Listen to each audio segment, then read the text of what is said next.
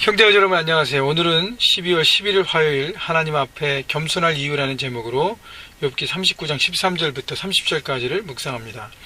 30절 타조는 즐거이 날개를 치나 학의 깃털과 날개 같겠느냐. 자, 어제부터 계속 새롭게 우리 욥기의 마지막 부분을 보면서 하나님께서 욥에게 구체적으로 하나님의 하나님 되심을 설명하고 욥은 인간일 뿐인 것을 설명하고 있습니다. 그러면서 자연과 어제는 자연이었고 오늘은 이제 동물에 대한 것인데 동물의 생태계와 이 모든 것들의 신비함과 오묘함, 하나님께서 각기 다르게 지으시고 각기 다른 모습으로 다르게 살아감을 지었는데 그거를 인간인 네가 다 깨달을 수 있겠느냐.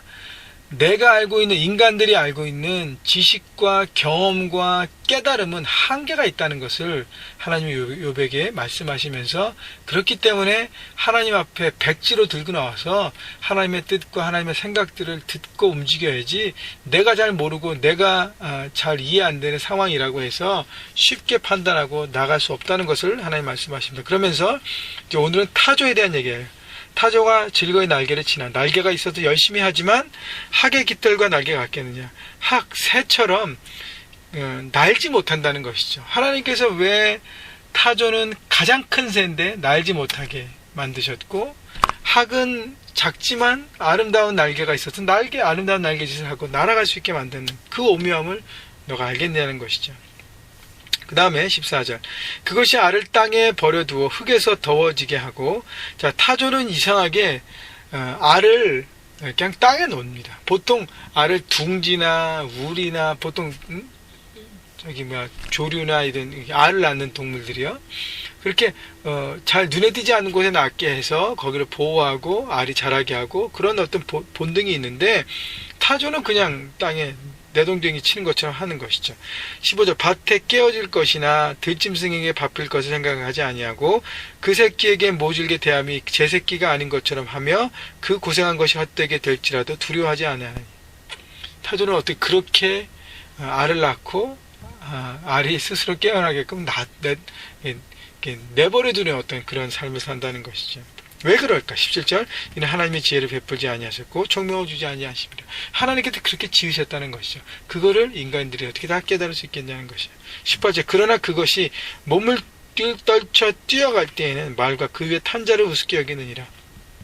그러나 그 타조가 날지 못하지만 달릴 때에는 가장 빠른 새잖아요. 달리기로. 그죠? 그래서 시속 70km까지 이상 낸다고 하는데 그냥 빨리 뛰어가는, 그래서 말도 무색해 하는 그런 빠른 스피드로 달려가게 하는 것. 그러니까 하나님의 지으신 창조물들이 너무 다양한 거예요. 새지만 크지만 못 날고 빠르게 달려가고, 이런 어떤 다양함을 하나님께서 어떻게 참 이렇게 오묘하게 만드셨는지 모르겠다는 것이죠. 좀 위대하다는 것입니다. 그러나 그 18절 그것이 몸을 뒤쳐 뛰어갈 때는 말과 그의 탄지를 우습게 여기느라 했고요. 19절 말의 힘을 내가 주었느냐, 그 목에 흩날리는 갈기를 내가 입혔느냐. 이제 말을 보면 말은 놀라운 힘을 갖고 있고, 그 다음에 그 달릴 때 그 갈기가 그 목 뒤에 있는 그 날리잖아요. 그죠? 그것을 어떻게 설명할 수 있겠냐는 거예요. 20절 내가 그것으로 메뚜기처럼 뛰게 하였느냐, 그 위험스러운 콧소리가 두려우니라. 21절 그것이 골짜기에서 발굽질하고 있음을 기뻐하며 앞으로 나아가서 군사들을 맞대 두려움을 모르고 겁내지 아니하며 칼을 대할지라도 물러나지 아니하니. 말은요 힘의 상징입니다. 당시 말이 적군하고 싸울 때 상대방을 두려워하지 않고 주인의 명령대로 순종하고 달려가는 어떤 그 돌파력이 있기 때문에 말이 군대의 군사로 사용되고 어떤 전쟁에 쓰여지는 무기로 사용됩니다. 그래서 말을 얼마나 갖고 있냐가 당시에는 그 군사력을 가늠하는 부분이었어요.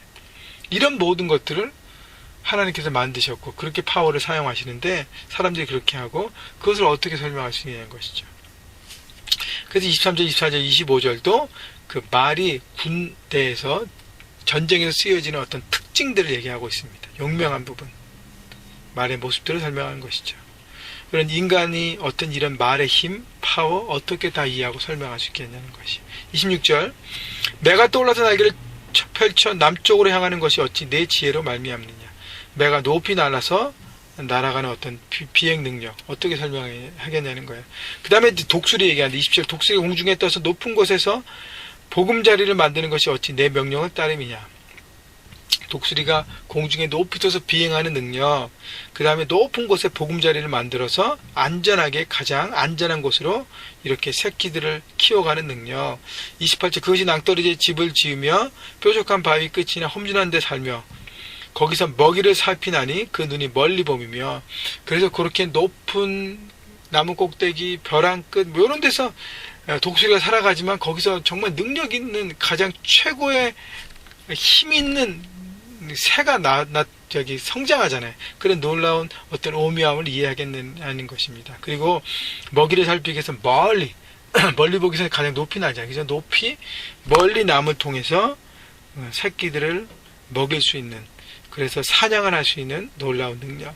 30절 그 새끼들도 피를 빠나니 시체가 있는 곳에는 독수리가 있느냐. 그래서 그것을 발견하고 죽은 동물들을 발견하고 거기서 시체를 먹고 하는 어떤 놀라운 어떤 그런 오묘함들. 그래서 사람이 이런 동물의 능력보다 뛰어나지도 않잖아요. 그것을 이해할 수도 없잖아요. 독수리나 말이나 타조나 이런 모든 것보다 힘도 적고 스피드도 없고 이해할 수 있는 능력도 없는 인간이 어떻게 하나님을 다 이해하고 깨달을 수 있겠냐는 것입니다. 여러분, 우리가 하나님 앞에 해야 될 것은 모든 것에 뜻이 있고 하나님의 섭리가 있음을 깨닫고요, 늘 날마다 하나님의 뜻을 구하고 그 섭리를 구하여서 그 뜻을 품고 달려가는 것이 필요한 것입니다. 그래서 겸손해야 돼요. 여러분, 오늘 내가 알아서 다 산다고 해서 잘 사는 것이 아닙니다. 하나님의 뜻이 어떤 것인가를 듣고 움직여서 늘 겸손히 하나님의 음성에 따라서 순종하는, 그래서 정말 교만한, 내 중심의 교만한 삶이 아니라 하나님의 중심으로 순종하며 하나님의 뜻을 이루어드리는 여러분 모두가 되기를 바랍니다. 여러분, 이제 마지막 해 죄송합니다. 2012년 마지막 달을 보내고 있는데 여러분 마지막 달도 모두 중순에 들어갑니다. 여러분 한 해를 잘 마감하기 위해서 여러분 주변을 돌아보시고 내가 하나님보다 더 앞서서 움직이는 부분이 뭐가 있는지를 돌아보셔서 늘 겸손함으로 하나님 앞에 따라가며 순종하는 여러분 모두가 되시기를, 그래서 승리하시기를 주님의 이름으로 축원합니다.